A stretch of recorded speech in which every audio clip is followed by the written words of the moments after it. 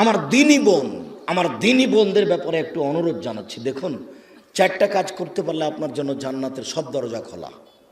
আপনি 4টা কাজ করেন, জান্নাতের যে কোনো দরজাতে যেতে পারবেন। আমি বলিনি এই কথা মোহাম্মদ সাল্লাল্লাহু আলাইহি সাল্লাম বলেন।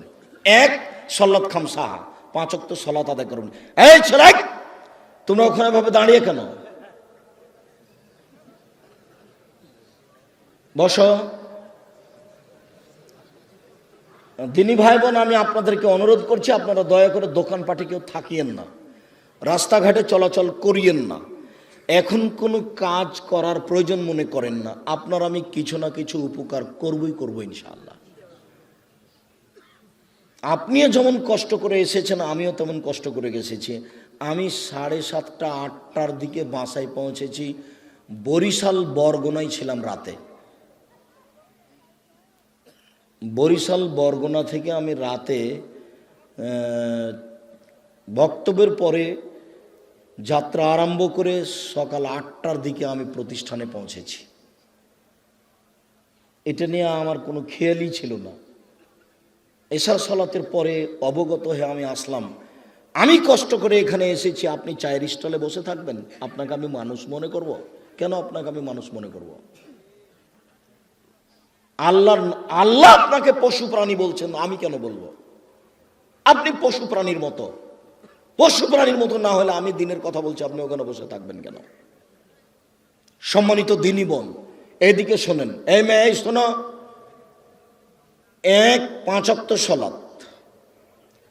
2, সমাত শাহরাহা, রমজান মাসে রোজা সেম। 3, আতাত বালাহা, স্বামীকে মেনে চলা, তিতা লাগলেও মিঠা লাগলেও মেনে চলতে হবে। 4, জেনায় লিপ্ত না হওয়া। এই 4টা কাজ করবেন, জান্নাতের সব দরজা খোলা।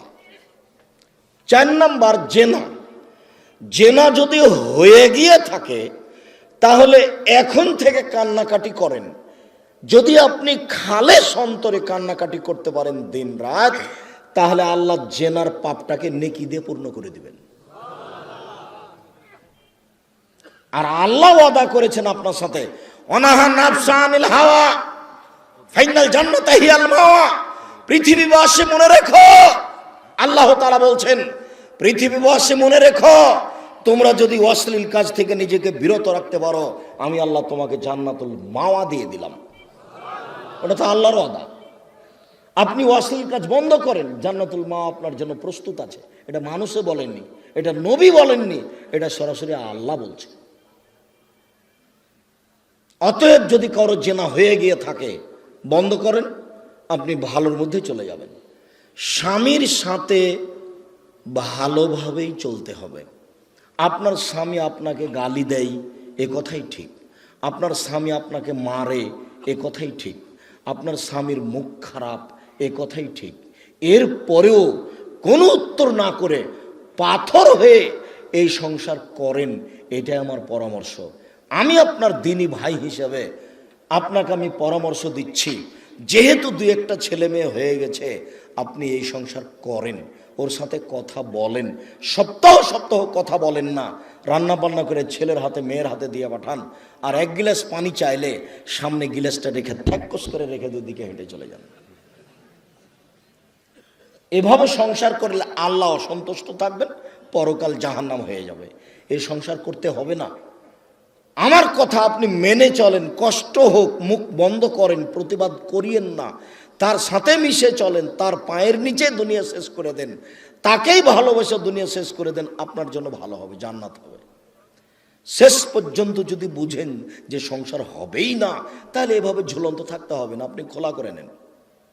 যে কোনো মহিলা যে কোনো স্বামীর সাথে খোলা করতে পারে, যে আপনার সাথে থাকবো না, চেয়ারম্যান সাহেবরা ঠিক করে দেন, কাজী সাহেব ঠিক করে দেন, আমাকে একটা খোলা তালাক লিখে দেন, আমি আমার স্বামীর ভাত খাবো না। আপনি করেন, 1 মাস পরে অন্য জায়গাতে বিবাহ বসেন, কিন্তু ঝুলন্ত অবস্থায় ভাবে থাকিয়েন না। মাস বছর স্বামীর সাথে কথা বলবেন না, এটা ঠিক নয়। কষ্ট করে, গালি সহ্য করে, মায়ের সহ্য করে আপনি চুপচাপ থেকে সংসার মেনে নেন, আপনার জন্য ভালো হবে। যদি শেষ পর্যন্ত বুঝেন যে হবেই না, তাহলে 7 দিন পার করতে হবে না, সংসার বাদ দেন। 4টা কাজ করেন, জান্নাতের সব দরজা খোলা। আপনার জন্য আপাতত কথা শেষ। আপনি আমার দিনী বোন। 1, 5 ওয়াক্ত সালাত। 2 রমজান মাসে রোজা, 3 স্বামীকে মেনে চলা, 4 জেনায় লিপ্ত না হওয়া। জেনা যদি ঘটেই থাকে তাহলে মরা পর্যন্ত কান্নাকাটি করেন, যা পাপ হয়েছে সেটা আল্লাহ নেকি দিয়ে পূর্ণ করে দিবেন ইনশাআল্লাহ।